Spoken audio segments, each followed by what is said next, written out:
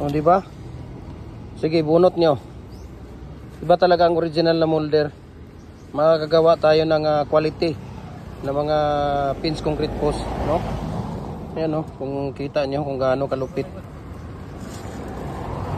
So, isang hilaan, 4 kaagad, di ba?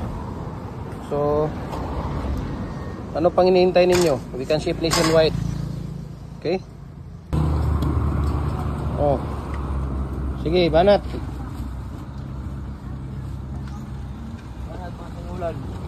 Ayan, oh, kita mo. Ito yung mga ginawa nila ngayong araw. Ayan. So, nakapitong bag sila ngayon, no? Dahil 3 sila kanina gumagawa sa umaga. Kaya sila. Ayan, oh, tingnan niyo. Diba? Ang galing talaga, oh. Sus. Ano pang hinihintay, diba? Okay. Sapagkat tayong dalawa ang magsama, sayang na sayang talaga, pagmamahal na alay sa iyo.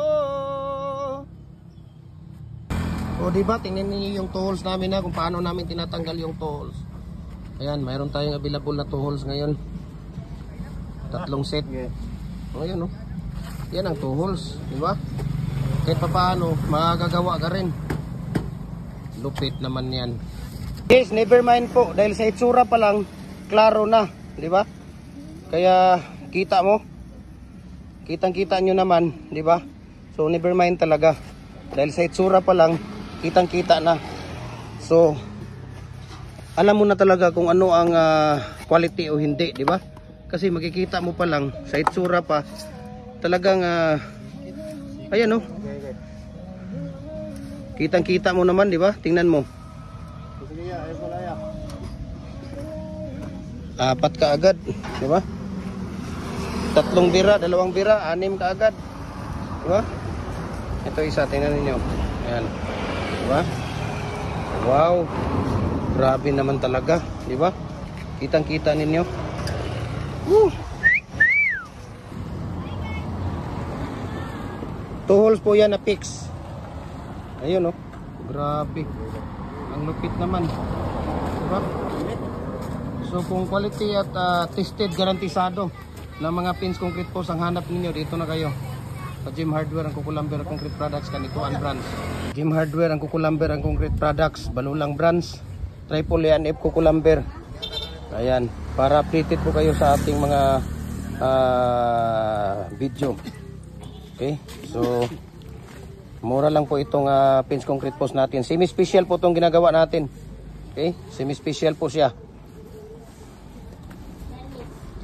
Ang pinapalabas natin dito sa 6 feet, 8 piraso sa 7 feet, 7 piraso sa 8 feet, 6 na piraso sa isang bag na simento. Kaya ang binibinta namin dito ay 200 sa 6 feet, 230 sa 7 feet, 280 sa 8 feet, no? Yan po ang bintahan namin dito. 3 ang bakal na nilalagay natin dito sa loob. 8mm na kabili ang ginagamit natin dito. At number 16 na tie wire. Tapos every 1 feet mayroon tayong stirrup. Okay? Kaya ano pang hinihintay ninyo? Jim Hardware ang Kukulamber Concrete Products. 0927-559-1730, 0918-913-1731. Okay? Tawagan nyo ako. At for booking and inquiries, message lang kayo sa ating Facebook page. Maraming salamat. God bless. So dapat ganito kalugaw, no, ang paggawa natin ng pins concrete post sa saka dragon fruit post. Lugaw na lugaw po talaga siya, no. Ganyan, no. Ganyan po kalugaw para hindi magiging ampaw yung ating concrete post at saka dragon fruit post, no. Ganyan kalugaw. Ayan, no. Tingnan niyo. Lugaw na lugaw po talaga siya. Ayan. So maraming salamat. And God bless po sa ating lahat. So mga decorative molder natin, no, yung nasa dulo, number 8 na bricks yun, no? Ito po, diamond, lover, bar, ayan, hexagon, zigzag, candy, ayun makita, candy, Y. Itong molder, ayan, circle molder yan. Merong paypay, merong L, merong S, merong donut. Ito, merong square. Ito, merong dot. Ayan, diba? So, message lang ako. Pwede tayong magpadala dito through GNT. No? 3 to 4 days sa Luzon, Visayas, Mindanao. Ayan. So, maraming salamat and God bless po sa ating lahat. Ayan. Sige. Ako ang bahala sa inyo. Pagka concrete post at dragon fruit post ang bibili ninyo, akong bahala. Ayan, oh. Tara, tingnan nyo. 4 kaagad, oh. Wow. Grabe naman yun. Dito yan. What? Ayan, oh. Simple lang ang paglalagay ng ating molder. Yung ating mating sa molder. Simple amazing po talaga. Ayan, oh. Napakabilis lang. Ilagay mo lang talagang makikita mo na kung ano. Tingnan mo. Paglalagay ng mating. So mayroong bakal yan. Hindi pwedeng walang bakal yung ating fence concrete post at dragon fruit post, di ba? Mayroong bakal yan. Hindi pwedeng wala. So ganun lang ang paglalagay niya, no? Ano, tingnan niyo, napakabilis at napakadali lang talaga ilagay yung bakal. So pag concrete post ang hanap ninyo at dragon fruit post, dito na kayo sa Jim Hardware Cucumber Concrete Products, Kanituan Branch. Ayan, pwede nyo akong tawagan 0927-579-1730 or 0918-913-1731. Ayan, mabuhay and God bless po. Diba? Simply amazing lang talaga yung ating molder, no? Tingnan nyo, napakalupit, napakagaling. Ayan, oh, 4 kaagad. Wow. Diba? Wow talaga. So, ito yung mga ginagawa nila ngayon. Yung molder natin, yan po ay 4x4 by 4x4 by 8 na 4 holes. Fix po siya, no? Adjustable po yan. Yun po ang una. Itong pangalawa, ito ang 2 holes natin. Fix din ito, adjustable siya. Pwede ka na gumawa dito ng 4 feet, 5 feet, 6 feet, 7 feet, hanggang 8 feet. Ayan, no? Diba? Kita mo, ayan, no? Yung gawa nila. So, lifetime na gamit nyo na po ito, no? 4mm po yung steel plate na ginagamit natin. 4mm. Minsan 5mm, minsan 4.5, 3.5, 4mm, no? Pagka walang available. Ayan, no? Di ba? Napakalupit, napakagaling po, no? So ngayong araw, ito po yung ginagawa nila, no? I-follow niyo yung ating YouTube channel. Jim Hardware ang Cucumber, ang Concrete Products, Balulang Branch. At saka yung ating Facebook page, Jim Hardware ang Cucumber, Concrete Products, Balulang Branch, Jim Hardware ang Cucumber, Concrete Products, Kanituan Branch, Tripoli and Cucumber, ang ating personal Facebook account, Felix Tan Pagikan Jr. Para updated kayo sa ating video. Dahil sa YouTube, nandun lahat ang mixing natin, ratio, tips at mga technique na binibigay namin, no? Dapat ay pagkatapos linisan, ayan, lilinisan nila yung molder. Mabuhay, God bless. So ayan, no? Pagkatapos natin gamitin yung molder natin sa umaga hanggang hapon, kailangan siyang linisan. Okay? Tanggalin yung dumi. Ayan, kung makikita niyo, tinatanggal nila yung dumi para kinabukasan maglagay na naman tayo ng used oil. Okay, maglalagay tayo ng used oil. Ayan, tingnan niyo. Napakakinis po 'yan, no? Napakakapal yung plate na ginagamit natin. Ayan, kung makikita niyo, yan po yung plate na ginagamit natin. Ayan, napakapal po siya, no? Yun po ang gawin natin sa hapon, no?